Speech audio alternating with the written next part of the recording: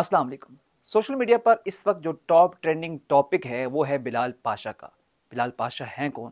बिलाल पाशा के साथ ट्रेजेडी क्या हुई है और बिलाल पाशा की इंस्पिरेशनल स्टोरी क्या है, इस हवाले से हम आपको बताएंगे। तो सबसे पहले आपको बताते चलें कि पीर वाले रोज़ एक ख़बर आई कि बिलाल पाशा नामी शख्स अपने कमरे में मुर्दा हालत में पाए गए हैं।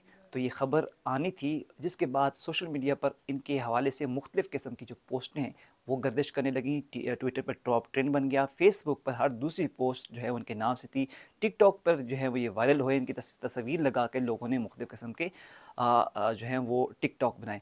तो बिलाल पाशा बेसिकली हैं कौन? बिलाल पाशा एक खुबरू इंसान, एक बाकिरदार इंसान, और सबसे पहले आपको बताते चलूँ कि ये सीएसएस जो हैं ऑफिसर थे, और मुकाबले का एग्ज़ाम दे के जो इस वक्त ये बन्नों में तैनात थे। बिलाल पाशा का पिंडी में ट्रांसफ़र भी हो गया था, लेकिन शायद पिंडी का पानी उनको नसीब नहीं था। तो बिलाल पाशा की एक इंस्पिरेशन स्टोरी थी कि 2019 से पहले वैसे एक मिथ है कि जो सीएसएस का एग्ज़ाम है, यानी कि मुकाबले का एग्ज़ाम, ये एलीट क्लास के बच्चे पास करते हैं, क्योंकि वो बीकन हाउस से, एजुकेटर से, इसके अलावा बड़े जितने इंस्टीट्यूशनल एजुकेशनल इंस्टीट्यूट हैं उनसे पढ़े हुए थे। उनका जो बुनियादें हैं वो बड़ी मजबूत होती हैं एजुकेशन के लिहाज से। इस वजह से वो सीएसएस का एग्ज़ाम इजीली जो है वो पास कर लेते हैं, जबकि दूसरे दूर दराज से इलाकों से या ऐसे इंस्टीट्यूट से जो नामवर ना हो या सरकारी स्कूलों से पढ़े लोग ये एजाज़ हासिल नहीं कर पाते। लेकिन बिलाल पाशा ने ये मिथ तोड़ी और 2019 में मुकाबले के एग्ज़ाम देकर पास हुए। और क्योंकि इनके वालिद जो हैं वो दिहाड़ीदार मज़दूर थे, और इनकी जो परवरिश थी इनके चाचा ने की थी, क्योंकि उनकी चाचा की औलाद नहीं थी, तो वालिद ने इनके चाचा को गिफ्ट किया था। तो जॉइंट फैमिली में इनकी परवरिश हुई थी। जब बिलाल ने अपना सीएस का एग्ज़ाम पास किया तो अपने चाचा को लेकर ईंटों की दीवार के सामने अपनी स्टोरी बताई कि किस तरह वो 5वीं तक एक मस्जिद में उन्होंने तालीम हासिल की, फिर मुख्तलिफ़ जगह से जो जैसे तालीम हासिल की वो उन्होंने बताया, फिर मुख्तलिफ़ किस्म की सरकारी ने जॉब्स की, 17वें ग्रेड के ऑफिसर थे, फिर इन्होंने सीएसएस का एग्ज़ाम दिया और वो कामयाब हुए। ये इनकी इंस्पिरेशनल स्टोरी थी, जो देखते ही देखते सोशल मीडिया पर वायरल हुई और ये बहुत मशहूर जो हैं वो एक ऑफिसर बन गए।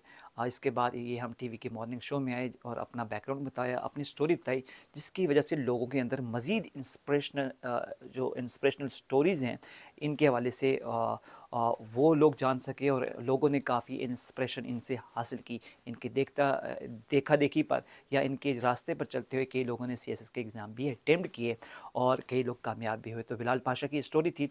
वो मुख्तलिफ़ किस्म की वीडियोस भी बनाते थे और उनका एक यूट्यूब चैनल भी था, लर्न विद बिलाल, जिसमें वो सीएसएस के एग्ज़ाम के हवाले से टिप्स देते थे, मुख्तलिफ़ किस्म के कोर्सेज़ पढ़ाते थे। और उनके जो सब ऑर्डिनेट थे उनके साथ उनका रवैया ऐसा था कि मेरी नज़र से एक वीडियो गुजरी, और जिसमें वो कह रहे हैं कि मैं अपने सबऑर्डिनेट से बड़े आप कह सकते हैं डाउन टू अर्थ बंदे थे। वो बड़े एक प्यार से मिलते थे, चाहे वो ड्राइवर हो चाहे वो कुक हो, बड़े प्यार से मिलते थे। उन्होंने स्टोरी शेयर की थी, हुई थी कि मैं अपने सीनियर ऑफिसर से मिलने गया और जिस तरह उसने मुझे अपनी इज़्ज़त दी, जिस तरह उन्होंने मुझे रिस्पेक्ट दी, इज़्ज़त दी, एहतराम दिया, तो मेरे अंदर मुझे लगा कि कमियां रह गई हैं, कि जिस तरह उस तरह उन्होंने मुझे इज़्ज़त दी, वेलकम किया, कि मुझे लगा कि जो मैं अपने सबऑर्डिनेट को, जो अपने स्टाफ को इज़्ज़त देता हूँ वो कम है। तो फिर मैंने कहा कि एहतराम का बदला तो एहतराम होता है, क्योंकि मैंने अपने सबऑर्डिनेट को जो है वो एहतराम से पेश आता हूँ, तो मेरे साथ भी एहतराम से पेश आया गया, क्योंकि अल्लाह जो है वो बदला छोड़ता नहीं है। उन्होंने कहा कि इस एंगल से उन्होंने कहा कि क्योंकि मैं उनको इज़्ज़त देता हूँ, मेरे सीनियर ने मुझे इज़्ज़त दी, तो अल्लाह कोई बदला छोड़ता नहीं है, मतलब मेरे लिए राह ऐसे क्रिएट की। तो खूबरू इंसान थे, खूबसूरत इंसान थे। कहा जा रहा है मुबैना तौर पर उन्होंने ख़ुदकुशी की, और मुख्तलिफ़ किस्म की वजूहात जो है सोशल मीडिया पर चल रही हैं। और एक बड़ा मशहूर इरफ़ान खान की फ़िल्म का डायलॉग भी चल रहा है कि हम जैसों का जब वक्त आता है तो मौत जो है वो टपक पड़ती है। और साथ साथ कहा जा रहा है कि उन्होंने शादी भी की थी 3 साल पहले इस्लामाबाद की एक मॉडर्न लड़की से, लेकिन क्योंकि ये मॉडर्न लड़की थी, उनका फैमिली बैकग्राउंड जो था वो थोड़ा देहाती था, तो एडजस्ट नहीं कर पाई और फिर अलहदगी हो गई। तो ये मामला था। मुख्तलिफ़ किस्म की स्टोरियाँ चल रही हैं कि उन्होंने ख़ुदकुशी की। अभी पोस्टमार्टम की रिपोर्ट कुछ देर में आ जाएगी, सारी चीज़ें क्लियर हो जाएंगी, लेकिन मुबैना तौर पर उन्होंने ख़ुदकुशी की है।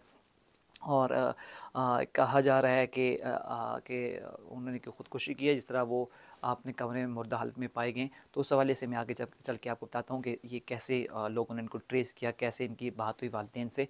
तो ये थे बिलाल पाशा। और अब आपको बताते चलूँ कि ट्रेजिडी हुई क्या। बिलाल पाशा बेसिकली जब इनकी लास्ट टाइम कुछ रोज़ पहले इनके वालिद से बात हुई, तो वालिद कहते हैं कि जब इनके अल्फाज थे कुछ देर मतलब मौत से कुछ रोज़ पहले इनकी बात हुई, तो ये कहते हैं कि वालिद से जब इनकी बात हुई तो ये कहते हैं कि अबू, मैं दिल करता है कि नौकरी छोड़ कर आ जाऊँ और मैं खूब सो सकूं। मतलब ये उनके अल्फाज थे कि मैं दिल करता है कि नौकरी छोड़ दूं और खूब आके मैं सो जाऊं।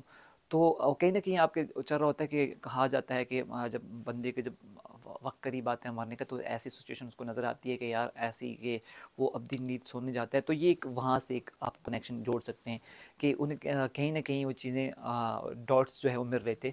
तो उनके अब्बू कहते हैं, बीबीसी से उन्होंने बात की, उनका कहना था कि बिलाल की मेरे से फ़ोन पे बात थी, तो वो कह अबू मेरा दिल करता है मैं नौकरी छोड़कर आ जाऊँ या छुट्टी पे आ जाऊँ, लंबी छुट्टी, फिर आकर खूब सो लूँ। तो फिर जब मंडे वाले दिन वैसे उन्होंने फजर के टाइम उन्हें घर कॉल की, घर से उनका उस टाइम वो बात नहीं हो सकी, तो वालिदैन ने उनको वापस कॉल की, तो वो उनका रब्ता नहीं हो पा रहा। 11 बजे 12 बजे फिर उन्होंने वालिदैन ने उनके दोस्तों से रब्ता किया, पर उनके एक ऑफिसर वहीं पे थे आस पास किसी ज़िले में, वहाँ पर तैनात थे इब्रार साहब। तो उन्होंने कई दफ़ा ट्राई की तो बिलाल से रब्ता नहीं हो पाया। बिलाल से रब्ता नहीं हो पाया तो उन्होंने कहा, फिर उनके दफ्तर चले गए, तो उसके मुलाजमीन से पूछा कि बिलाल कहाँ पे है, वो दफ्तर में नहीं थे, तो उन्होंने कहा रिहाइश कहाँ पे हैं।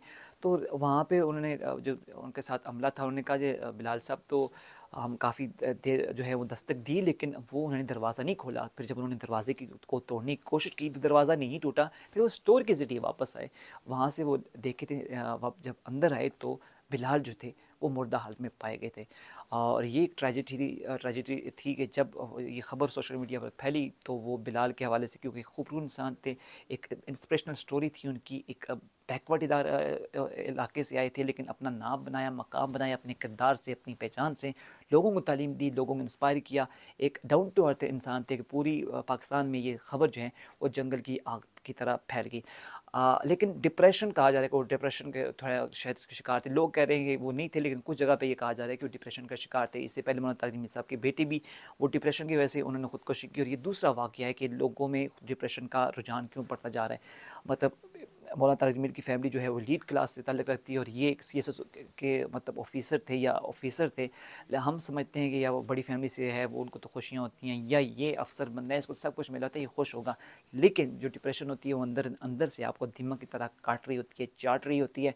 तो कोई भी आपको ऐसा प्रश्न मिले जो आपको डिप्रेशन का मरीज़ लगे, तो उससे इंगेज किया करें, उससे प्यार किया करें, ताकि वो इस एक वबा से, इस बीमारी से निकले। ना जाने वो कब जो है वो इस हद तक चला जाए। लेकिन डिप्रेशन का जो भी मरीज़ मिले, क्योंकि अंदर अंदर से आपको खोखला करती है, तो आप काइंडली उसके साथ इंगेज किया करें, उसको मोटिवेट किया करें, उसको कहीं ना कहीं इंगेज रखा करें, उसके साथ कहीं ना कहीं आप कनेक्शन जोड़ा रखें, ताकि वो इस वबा से निकल सके।